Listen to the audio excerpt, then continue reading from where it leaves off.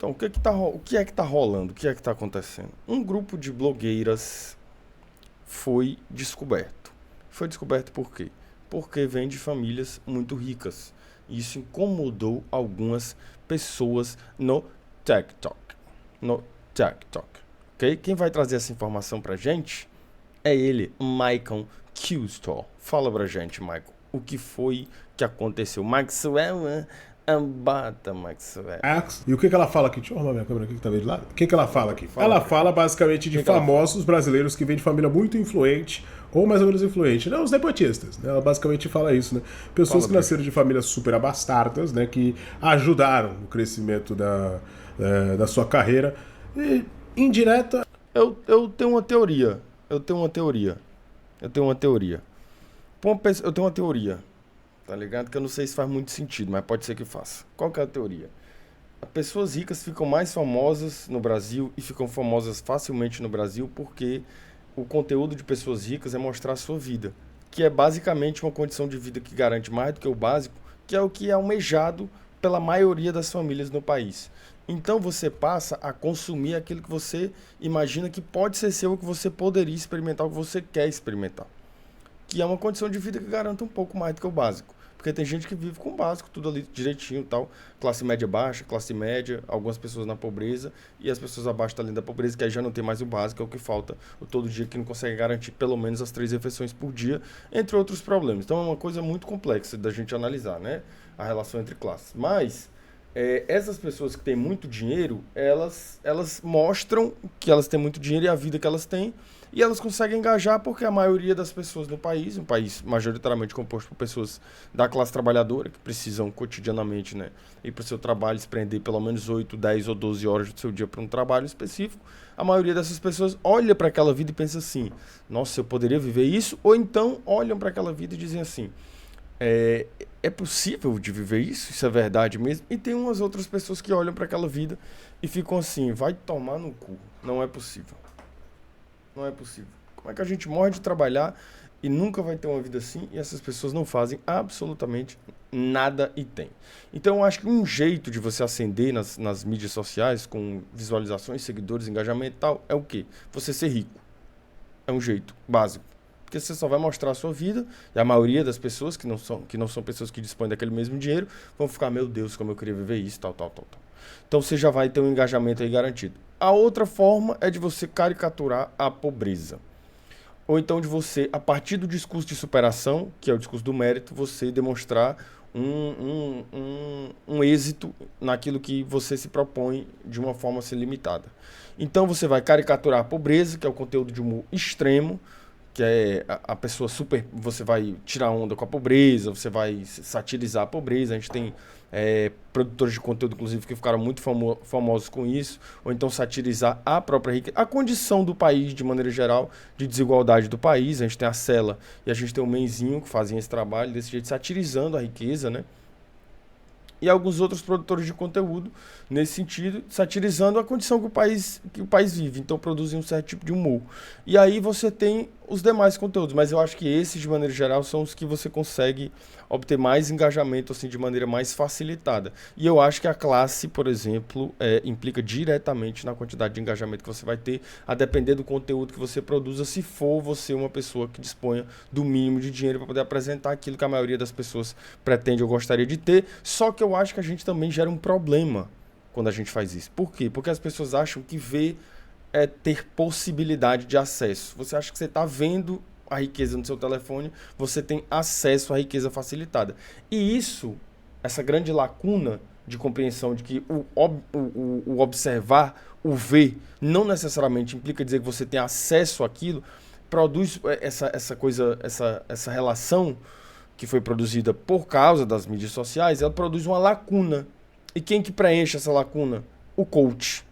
Porque ele diz assim, você pode ter acesso. Aí ele vende cursos e mais cursos, aí inventa um monte de profissão mentirosa, essas profissões de enganar o povo, de não sei o que, tarará, e vão ganhar dinheiro. Mas vamos lá, Michael Kielster, bata Ou Maxwell, diretamente, né? Vamos ser sinceros, né? Porque mesmo que teve o esforço próprio, mas a situação financeira boa, o conforto e bom, ser sustentado realmente ajuda bastante, né? Vamos dizer que aí você tem só o seu sonho mesmo como objetivo. Então vamos ver aqui o que ela tem a falar aqui. Essa moça aqui, ó, que a gente já viu outras vezes aqui, ela já até fez um vídeo, que eu até fiz um TikTok. Ela é estouradinha no TikTok, essa garota, tá? Onde ela diz que começou a gostar do Bolsonaro porque eu fazia vídeo zoando o Bolsonaro. Então teve um efeito contra. Não, aí é foda, né? Acontece, não. E teve gente nos Ixi, deu errado. comentários concordando, falando, sim, verdade. Eu a mesma coisa. Que loucura, que loucura. Olha aí, eu sou um dos responsáveis aí pelo Bolsonaro ter sido presidente. Vamos dar uma assistida aqui nesse vídeo, rapaziada, dos famosos aqui que ela fala. Brasileiros que vêm de família muito rica, meio rica ou muito influente. Querem saber? O pai do Quero saber. Porchat foi deputado estadual de São Ah, o que ela tá falando aqui, gente, o que ela tá falando aqui é capital cultural. Acho que o Pierre Bourdieu tem um mano aí que toda vida que ele tá na live ele fica enchendo o saco aí pra eu falar do Pierre Bourdieu. Tô falando do Pierre Bourdieu agora, cara. Acho que o Pierre Bourdieu fala muito bem sobre isso. A senhorita Bira chama de herança que importa, né, e tal. Mas o capital cultural, eu acho que é o que favorece essas pessoas a ocuparem lugares, porque o nome delas chega primeiro do que a sua trajetória, do que o seu currículo, do que a sua habilidade, do que a sua capacidade e tal. Paulo em 1970. Ah, ele tem cara de boy mesmo. Tem cara. E ele ainda fez parte da Secretaria da Cultura na época lá da presidência do Jânio Quadros. Ele também é roteirista, aquela coisa toda, né? Luciano Huck. Mas o jeito que o Fábio Porchat surgiu é totalmente espontâneo, pessoal e foda. Não sei se você sabe, ele tinha um texto que ele tinha escrito, um texto de humor que ele tinha escrito e ele tava na plateia. Isso aqui é que eu acho que é importante da gente analisar, porque quando a gente vai falar do surgimento dessas pessoas, eu posso dizer assim, que o capital cultural ele ajuda pessoas a ocupar determinados lugares, mas eu não posso negar que tem algumas pessoas que de fato têm muito talento, gente. Eu não posso dizer, por exemplo, que a Fernanda Torres está onde está porque a mãe dela é Fernanda Montenegro, não é. Não é. Ela tá onde tá porque ela é muito boa. Ela é muito boa atriz. É evidente que o fato dela ter escolhido, optado, Pierre Bourdieu chama de prática, né? O fato dela ter optado pelo cinema tem uma forte influência da mãe. O fato das pessoas... é filha de Fernanda Montenegro. Então vamos ver. É evidente que é uma forte influência da mãe, mas ela é muito boa. Eu acho que isso se aplica àquelas figuras, quando você olha, que a gente não pode pegar o que eu estava falando, eu falo sempre isso, inclusive, né? Que a gente não pode pegar uma teoria, a gente não pode pegar uma ferramenta de análise e colocar sobre toda a situação e dizer que ela vai dar conta, porque não vai. Por exemplo, eu acho que essa ferramenta de análise, ela se encaixa muito quando a gente vê, por exemplo, pessoas que aparecem em determinados lugares que você fica assim, como é que essa pessoa tá aí? Gente, essa pessoa... tá aí, mas essa pessoa não tem habilidade nenhuma para estar fazendo o que está fazendo. Peraí, que estranho. Aí você olha, você vai investigar a vida da pessoa e de repente tá lá o sobrenome da pessoa, tarará, entre outras coisas, né? Do Jô Soares, e ele pediu pro Jô Soares para ele poder fazer o texto dele no palco. Ah, eu lembro, muito foda, muito e ele foda, fez. né? Eu lembro disso aqui também. É muito bom, tá ligado? Que ele mostra o estilo de humor que ele fazia e que depois virou a marca dele, né? O humor mais corporal e tal. Vamos ver se eu acho aqui. Jô Soares, Fábio Porchat, primeira vez. Cadê? Aqui, ó. Quando ele era molequinho. O dia em que Jô Soares revelou o Fábio Porchat. E aí o cara me parou na quadra e falou, Fábio, amanhã a faculdade vai lá no Jô assistir o programa. Você não quer ir, não? Aí eu falei, lógico, pô, o Jô, incrível. Tá? E aí quando deu o intervalo da gravação, eu saí do meu lugar correndo e fui lá até o Jô. Peguei o Jô, dei um bilhetinho, abracei o Jô, ele, tudo bem, tudo, Jô, tá aqui, obrigado. Eu vi ele conversando meio com o diretor ali, e aí começou a filmar. Chegaram aqui de meio de surpresa, a Kelly me trouxe um bilhete aqui que diz o seguinte: gostaria de ter a oportunidade de fazer uma rápida apresentação. É Fábio? Qual é? É você? Introdução? Muito foda, você quer muito foda, rapaziada. O Jô, é você, o que você faz? Então, bom, então tá bom, o palco é seu. Então o palco é seu. Vamos ouvir. Caramba, velho. E aí eu lembro de olhar aquela plateia zona toda e de repente teve uma primeira risada. E aí eu lembro, nesse momento, a ficha caindo finalmente. É isso que eu quero fazer da vida. As pessoas rirem. Eu dei apenas o espaço. Se você tomou esse espaço e fez dele o que você é hoje. O dia Muito foda. Cara, Muito É foda, tá? Foda. Muito foda mesmo, velho. Então, ele é um herdeiro, né, que não teve muita relação com a fama que ele adquiriu, né? Até porque, convenhamos, né, o Fábio Porchat, quando ele surgiu, foi muito foda, velho. Era um humor totalmente diferente, a gente não tinha o primeiro contato. Depois veio Paulo Gustavo, então esse humor mais corporal, exagerado, mais carioca, assim. Do Jânio Quadros, ele também é roteirista, aquela coisa toda, né? Luciano Huck, o pai do Luciano Huck é importantésimo no meio jurídico do Brasil, ele é um jurista super influente no Brasil. Ele é, inclusive, o representante do Brasil na Mercosul. Que doideira, e o Luciano Huck começou com um programa de putaria. Porra, mas o pai do Luciano Huck... Caralho, foda. Não me engano, é um bafão assim. E ele se formou, foi lá pra estudar na gringa, lá nos anos 50, então assim, é pra quem pode. O Luciano Huck já era dono de uma empresa de rádio, antes de sonhar em ser o Luciano Huck. No meio jurídico brasileiro, o pai dele é um figuraço, meu amor. Ele tava bem e muito. Sabe que o pai da pessoa é importante quando tem uma página no Wikipédia. Se você botar assim, Luciano Huck, vai aparecer lá o nome do pai dele em azul, você já sabe, o pai dele é importante. Regina Casé, gente, quando eu descobri que a Regina Casé vem de uma linhagem assim, babadeira, eu fiquei chocada, porque ela tinha uma vibe tanto de emergente. Sim, meu. Michael Custer. Gente do céu. Michael Custer revela tudo sobre seu estado de saúde de gravíssimo. Minha Nossa Senhora. Michael Custer revela tudo sobre seu estado de saúde gravíssimo.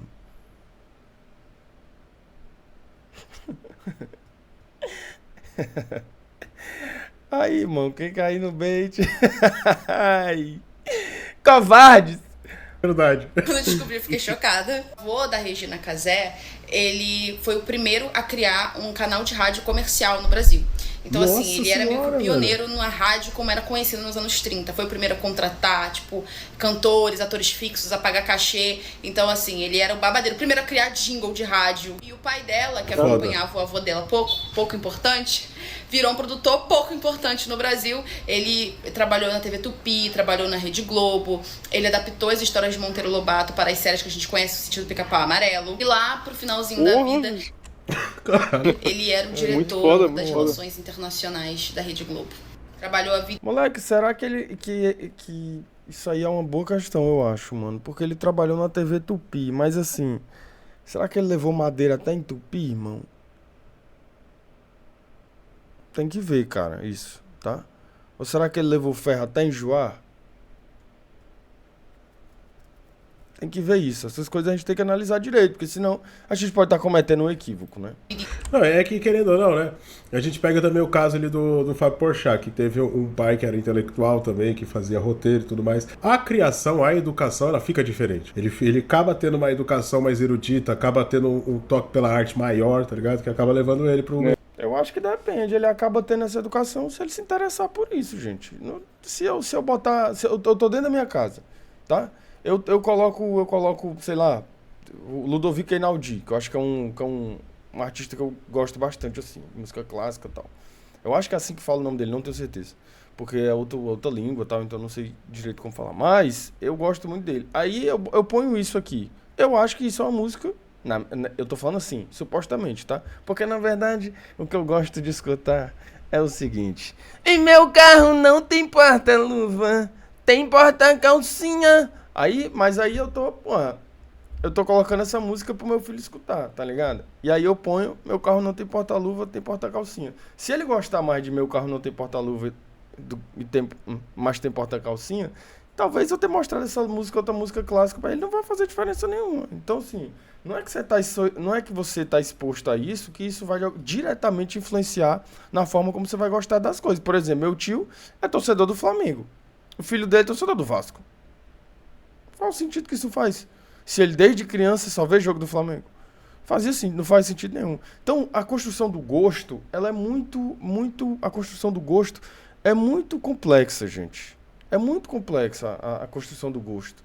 Sabe? É evidente que o ambiente social, ele apresenta para você as possibilidades limitadas para você desenvolver a sua personalidade, para você desenvolver o seu gosto, para você fazer suas escolhas, para você... É evidente. Então, é a partir daquele ambiente social, com um horizonte limitado de possibilidades, que você vai operar a forma como você vai escolher as coisas, gostar das coisas, tal, querer determinada coisa e tal. Mas pode ser que A gente tá falando de... É muito subjetivo isso, sabe? É muito singular. A gente tá falando de uma coisa... A subjetividade é muito singular, mano. Mesmo você ocupando determinado território, ambiente e tal. Então a gente tem que ver exatamente tudo isso direitinho. Bata, Maxwell! Inteira com programa de auditório que eu não vou nem citar aqui porque a gente não conhece, porque é na época do Ronca, mas eram programas que, assim, marcou a televisão brasileira. Sabem a Renata Sorrah, a que fez a Nazaré Tedesco? Tô falando assim, caso alguém não lembre. O pai dela é um empresário alemão e a mãe dela é uma diplomata brasileira, mas de descendência portuguesa. Olha inclusive, isso. gente, vendo essas famílias assim, muitos deles não são descendentes, tipo assim, de brasileiros, no caso. Grande parte tem, por exemplo, o Vladimir Brista. Eu não consegui achar o que o pai dele faz. Eu vi que o pai dele estudou engenharia, acho que na Alemanha, mas o Vladimir é descendente de tchecos e alemãos. O que faz o Inclusive, esse país ele é um grande enigma, né? Porque uma república só de tchecas, né? Uma coisa muito... Mãe em tapas e beijos, gente. Tipo assim, a família influencia pra caramba, ajuda, mas os caras também são muito talentosos, né, velho? Porque, Sim. e a família ajuda. Eu quero saber o seguinte. E Michael Kilster?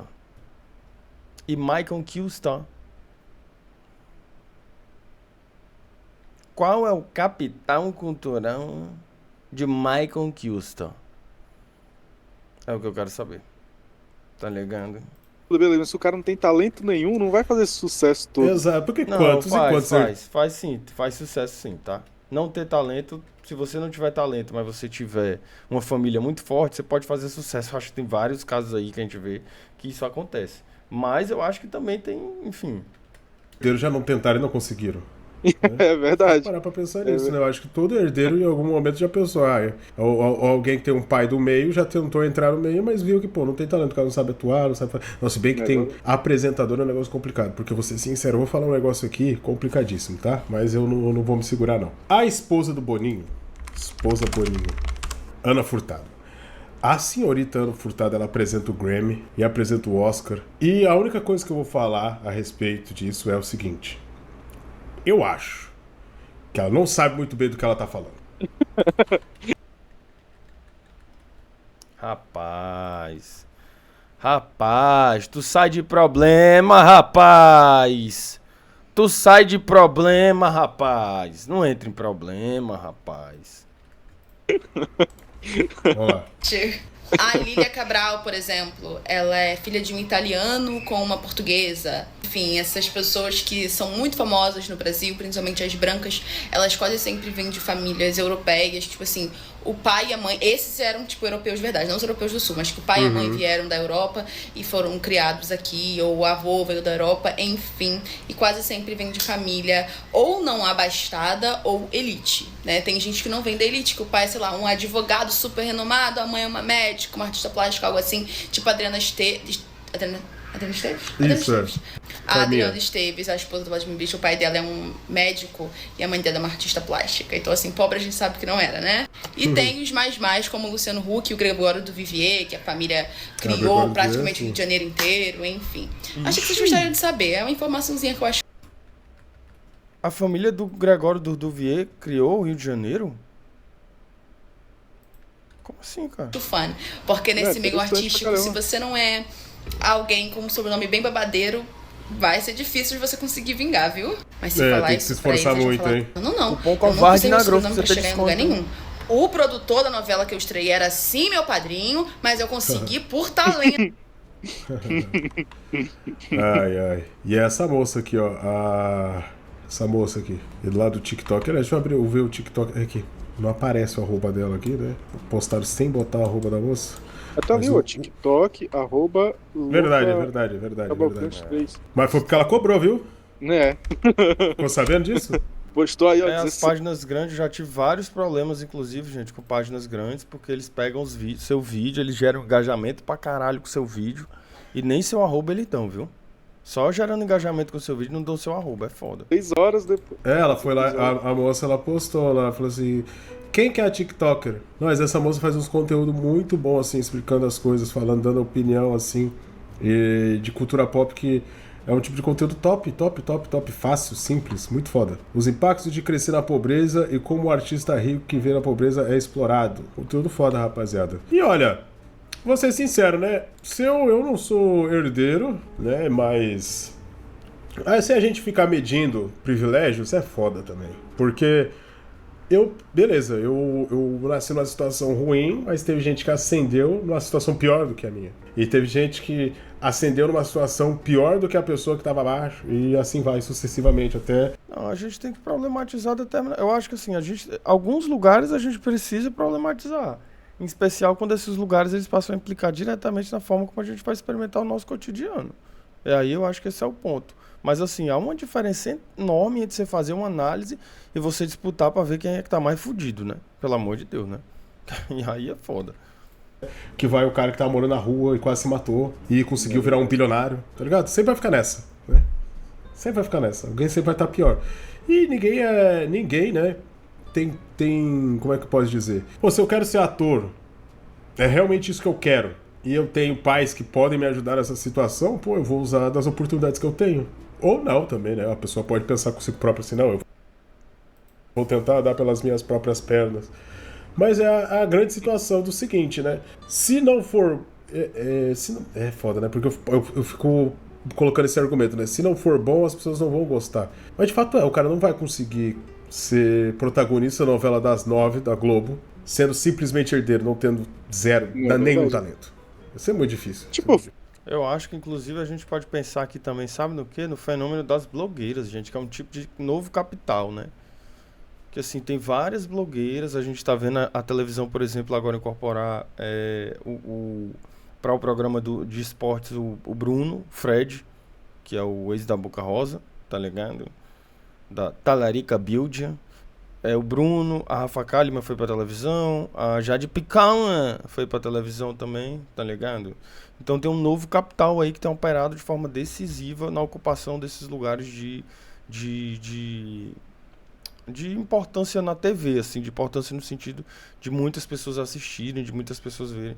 E aí eu acho que esse capital ele precisa ser considerado, né? Porque como é que capital digital, como é que a gente vai chamar esse novo capital aí? Tá aí, uma boa questão para a sociologia. Não deixe de assistir a live, que ontem não teve, mas hoje vai ter. Então não deixe de assistir a live, tá? Não deixe de usar também o meu cupom COVAD na Growth e se inscreva e curta esse vídeo. Parará, bagulho louco.